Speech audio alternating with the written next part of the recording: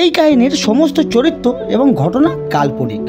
বাস্তবে জীবিত বা মৃত কোনো ব্যক্তি অথবা কোনো ঘটনার সাথে মিল থাকলে তা সম্পূর্ণ অনিচ্ছাকৃত ও কাকতালীয়।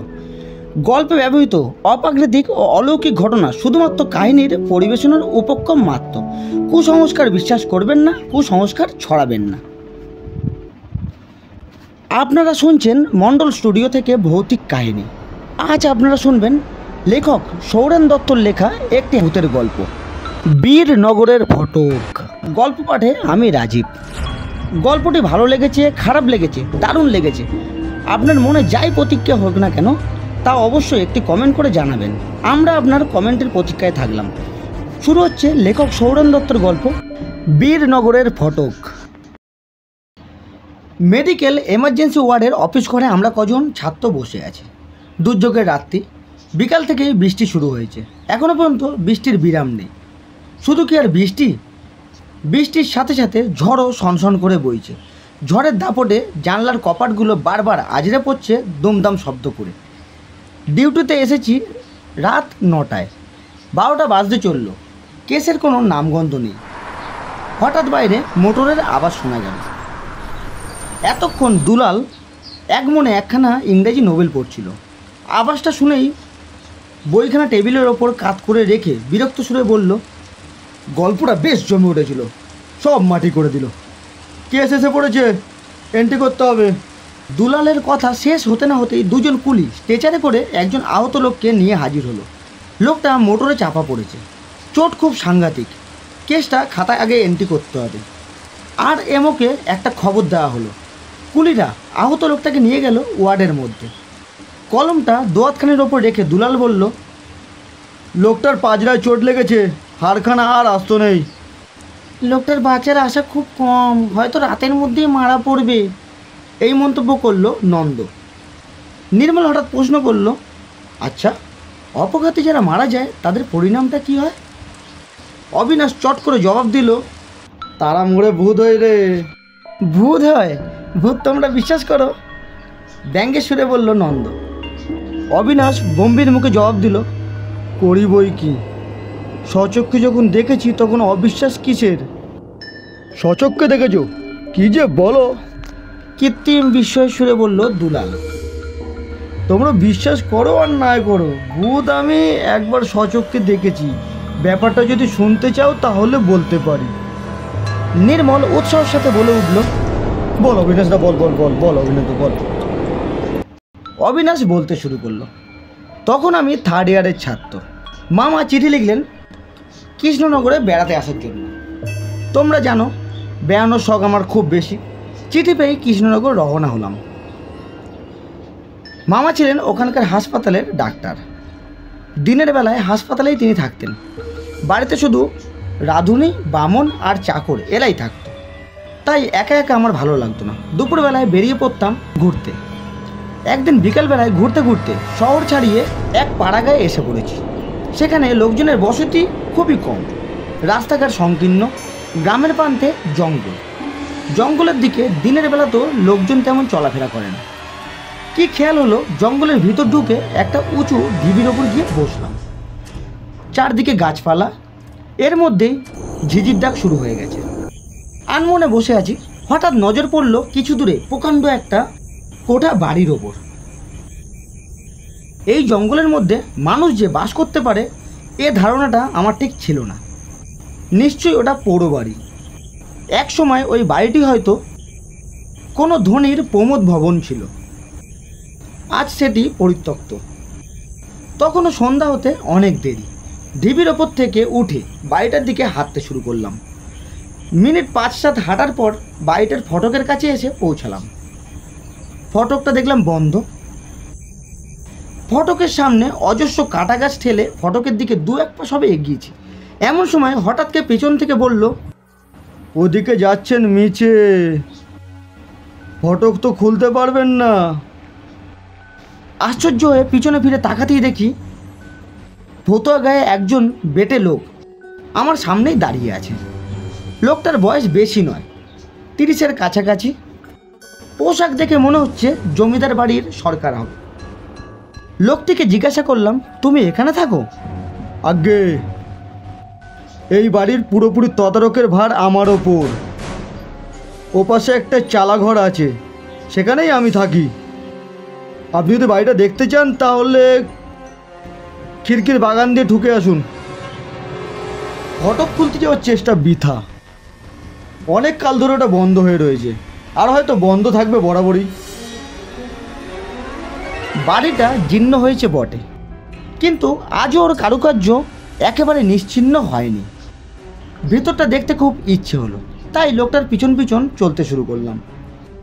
অনেকটা পথ ঘুরে খিড়কির বাগানে এসে পৌঁছালাম। বাগানে ঢুকে সঙ্গীটিকে বললাম, সদরের পথটা খোলা রাখার দরকার ছিল। এতটা পথ ঘুরে খিড়কির দিক থেকে যদি আসা যাওয়া করতে হয় তাহলে তো অসুবিধার অন্ত নেই। লোকটি মৃদু এসে বলল, অসুবিধা হবে কার? এখানে আসেটা কে? মালিকেরা বহু কাল এদিক ত্যাগ করেছে, আর গায়ের লোক ওরা তো ভুলেও কখনো এদিকে আর আসে না। কথা কইতে কইতে আমরা বাড়িটার কাছাকাছি এসে পড়লাম। প্রকাণ্ড 3 মহল বাড়ি, দরজা জানলা সব বন্ধ। বাড়ির বাঁধানো চত্বরে বসে জিজ্ঞাসা করলাম, এ বাড়ির সম্বন্ধে কোনো কানাঘুষো আছে বুঝি? আজ্ঞে হ্যাঁ, সেই জন্য তো গায়ের লোকরা এদিকে আর আসার ভরসা পায় না। পরিত্যক্ত পুরনো বাড়ি সম্পর্কে এদেশে পায় এই রকম রটনা রটেই থাকে, তাই আর আশ্চর্য হলাম না। প্রশ্ন করলাম, বাড়ির মালিকেরা এখন কোথায় থাকে? লোকটি কিছুক্ষণ চুপ করে রইল, তারপর একটু ভেবে নিয়ে বলল, তবে শুনুন, এ বাড়ির মালিক ছিলেন বীরনগরের চৌধুরীরা। এককালে চৌধুরীদের যথেষ্ট অর্থ ও প্রতিপত্তি ছিল, তবে জমিদার হলে যা হয়, স্বভাব ওদের মোটেই ভালো ছিল না। কত পাপ ও অন্যায় যে এদিকে অনুষ্ঠিত হয়েছে তা বলে শেষ করা যায় না। আপনি গ্রামে যদি একটুখানি ঘোরেন তাহলে এই বাড়ির অনেক কথাই হয়তো শুনতে পাবেন। আমিও অবশ্য একটা ঘটনা জানি, সেটাই আপনাকে বলতে পারি। ঘটনাটা ঘটে আজ থেকে প্রায় 36 বছর আগে। তখন বাড়ির কর্তা দেবনারায়ণ চৌধুরী। দেবনারায়ণ বাবু তার পূর্বপুরুষদের মতো অত অত্যাচারী ছিলেন না, তিনি ছিলেন অত্যন্ত কৃপণ। যে সময়কার কথা বলছি তখন দেবনারায়ণ বাবু বৃদ্ধ, বয়স 60-এর ওপর। স্ত্রী বহুদিন গত হয়েছেন। একমাত্র পুত্র অনিমেষ কলকাতার কলেজে পড়ে। বাড়িতে আত্মীয় স্বজনের আসে যাওয়া দেবনারায়ণ বাবু অতটা পছন্দ করেন না। সবার অভাব, কে কখন কি চেয়ে বসে তা বলা যায়। কিন্তু নারায়ণবাবুর অনিচ্ছা সত্ত্বেও তার 2 ভাগ্নি মাঝে মাঝে এসে থাকতো। তারা দুইজনেই ছিল 1 নম্বরের শয়তান ও অপদার্থ। কাজকর্ম বলতে লোক ঠকিয়ে খাওয়া। সে বছর নারায়ণবাবু হঠাৎ অত্যন্ত অসুস্থ হয়ে পড়লেন। যে ডাক্তার তার চিকিৎসা করতে আসতেন সেই ডাক্তার অনিমেষকে খবর পাঠাতে বলল। কলকাতায় চিঠি গেল। উত্তরে অনিমেষ জানালো 2-4 দিনের মধ্যেই হাজির হবে। অনিমেষ পৌঁছাবার আগে দেবনারায়ণ বাবুর বড় ভাগ্নে শঙ্কর এদিকে তার চাকরকে সঙ্গে করে এখানে এসে উপস্থিত।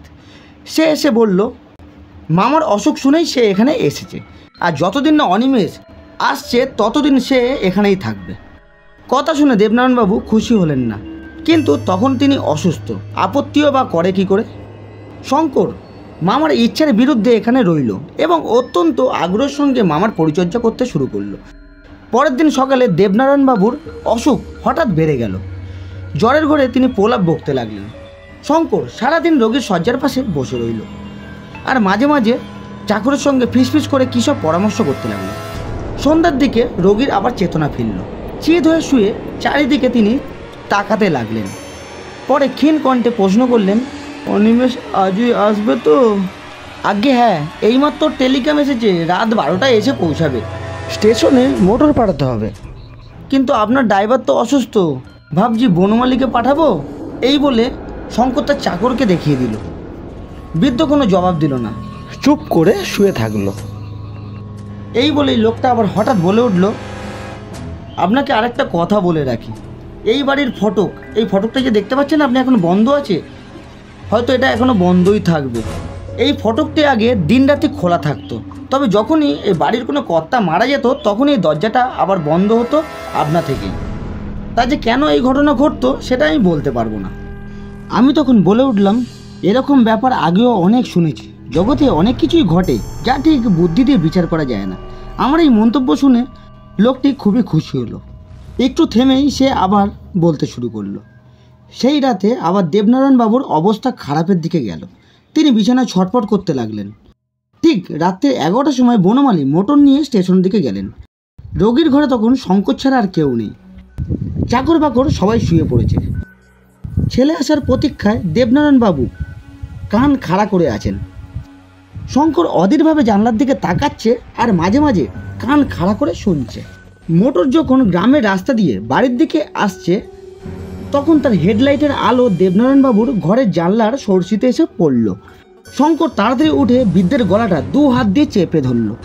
মোটরের আলো জানলার সরষির কাছে যত তীব্র হয়ে উঠল তার হাতের চাপ যেন ততই বাড়তে লাগলো। বৃদ্ধের দেহ ক্রমাগত নিথর হয়ে আসছে। প্রচণ্ড শব্দে লোহার ফটক বন্ধ হয়ে গেল। এই বলেই লোকটি বলল, পরের দিন কর্তাকে ওই বাড়িরই একটি ঘরে মৃত অবস্থায় পাওয়া গেছিল। গলায় আবার 10 আঙুলের ছাপও পাওয়া গেছিল। এদিকে বনমালী মোটর গাড়ি চালিয়ে আসছিল। হঠাৎ ফটক বন্ধ হয়ে যাওয়ায় ফটকে গিয়ে এক ধাক্কা লাগলো। সঙ্গে সঙ্গে গাড়ি উল্টে একই সঙ্গে অনিমেষ আর বনমালী দুইজনেই মারা গেল।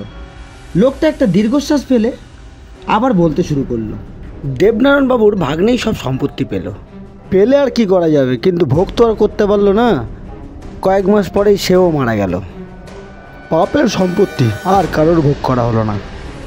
আমি জিজ্ঞাসা করলাম, কিন্তু সে যে শিবনারায়ণবাবুকে হত্যা করেছিল এ কথা তুমি জানলে কি করে? সে উত্তর দিল, আমি কি করে জানবো? এই বলে লোকটি অদ্ভুত হেসে উঠল।